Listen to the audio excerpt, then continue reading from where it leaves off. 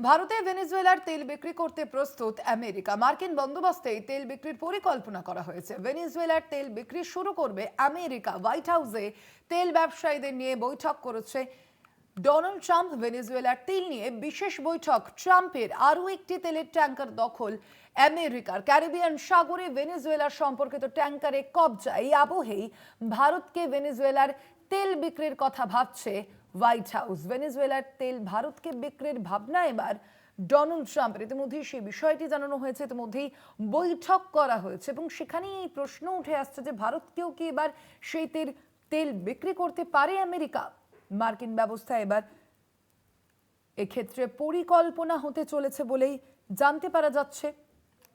ভারতে এবার ভেনেজুয়েলার তেল বিক্রি করতে প্রস্তুত আমেরিকা। ইতিমধ্যেই বৈঠক হয়েছে এবং সেই বৈঠকের থেকেই কিন্তু এই যে বিষয়, সেই বিষয় উঠে এসেছে বলেই জানতে পারা যাচ্ছে। মাদুরোকে ইতিমধ্যেই আপনারা জানেন গ্রেপ্তার করেছে আমেরিকা।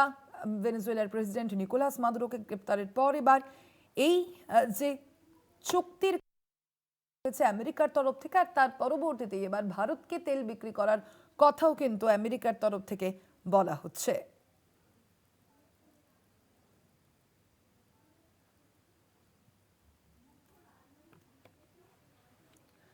আমরা বিষয়ে কথা বলবো। আমাদের সঙ্গে এই মুহূর্তে ফোন লাইনে রয়েছেন কলকাতা টিভির মুখ্য রাজনৈতিক বিশ্লেষক জয়ন্ত ঘোষাল। জয়ন্তদা, ভারতকে এবার তেল বিক্রি করতে চাইছে আমেরিকা, এবং তাও আবার কোন দেশের? তা আবার ভেনেজুয়েলার এই তেল বিক্রি করতে চাইছে আমেরিকা।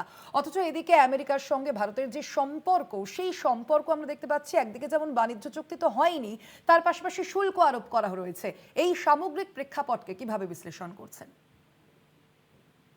ভেনেজুয়েলার তেল বিক্রিটা এটা ট্রাম্পের একটা নতুন চাল আসলে।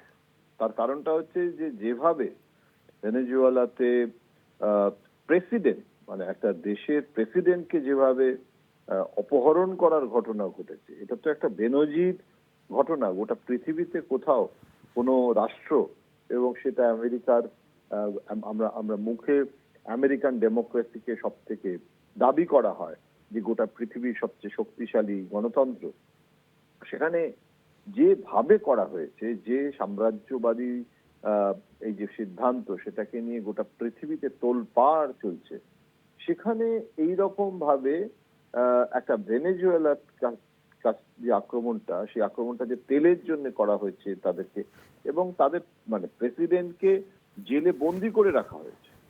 এখন এই পরিস্থিতিতে দুটো দিক আছে। একটা হচ্ছে যে ভারত তেল আমেরিকার কাছ থেকে কেনার ব্যাপারে ভারত আমেরিকাকে কি বলেছে যে আমরা তেল কিনতে চাই। আসলে রাশিয়ার কাছ থেকে তেল কেনা যাবে না, ইরানের কাছ থেকে তেল কেনা যাবে না। আমেরিকা বাণিজ্য চুক্তি করার জন্য শর্ত দিচ্ছে যে তাহলে আমরা আমাদের কাছ থেকে তেল কিনতে হবে। এখন এটা একদম একটা বাণিজ্যিক চুক্তি, এবং সেখানে কিন্তু আমেরিকার যদি সস্তায় তেল দেয়, রাশিয়ার সঙ্গে তেল কিনতে বারণ করা সত্ত্বেও, পুতিনের সাথে সম্পর্ক না রাখার জন্য বলা সত্ত্বেও, পুতিন কিন্তু ভারত সফর করে গেলেন এবং তিনি জানালেন যে তিনি ভারতকে তেল দেবেন, এবং ভারতও কিন্তু রাশিয়ার সঙ্গে তেল চুক্তি যেটা রয়েছে, তেল যে দেওয়ার ব্যাপারটা, তার সাথে পরমাণু সাহায্য যুক্ত হয়ে রয়েছে। সুতরাং সেটাকেও বিচ্ছিন্ন করেনি। এখন এই অবস্থায় তাহলে আমেরিকা বলছে আমরা তাহলে বাণিজ্য চুক্তি করব না, তাতে আবার ভারতের অসুবিধা হবে। এখন একটা যুক্তি হচ্ছে যে আমরা আমেরিকার কাছ থেকে যদি তেল কিনি, তাহলে সেটা কোথা থেকে দেওয়া হচ্ছে সেটা তো দেখার বিষয় নয়। এটা তো একটা ব্যবসায়িক ব্যাপার এবং আমাদের তেল প্রয়োজন। সুতরাং তেলটা আমরা কিনবো। আমেরিকা কোত্থেকে কার তেল দিচ্ছে সেটা তো আমাদের দেখার বিষয় নয়।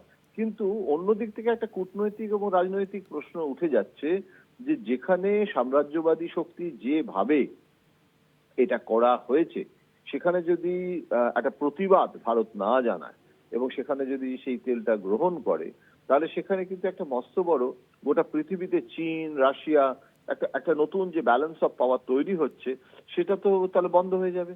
এবং মোদি ফোন করেনি বলে আলোচনা ভেস্তে গেছে বাণিজ্য চুক্তি, এইটা মানে আমেরিকার যে বক্তব্য, যে দাবি, সেটাও ভারত অস্বীকার করেছে। কারণ প্রধানমন্ত্রী মানে নরেন্দ্র মোদী আমেরিকার প্রেসিডেন্ট ট্রাম্পকে সরাসরি ফোন করেননি বলে দুদেশের বাণিজ্য চুক্তি ভেস্তে গেছে। এই যে আমেরিকার বাণিজ্য সচিব হাওয়ার্ড লুটনিক যে কথাটা বলেছেন, সেটা কিন্তু তিনি তার সাক্ষাৎকারে বলেছেন। এখন সেটা কিন্তু ভারত ডিনাই করেছে। এখন প্রশ্ন হচ্ছে যে আমরা কি ভেনেজুয়েলার কাছ থেকে তেল চেয়েছি? সবটাই কিন্তু আমেরিকা একতরফা বলছে, এবং কোনোভাবেই ভারত কিন্তু ট্রাম্পের এই বক্তব্যের প্রেক্ষিতে কোনো রিয়াকশন না দিয়ে সংযমের পরিচয় দিচ্ছে। সুতরাং এইটা একতরফা আমেরিকার প্রস্তাব, আমেরিকার বক্তব্য।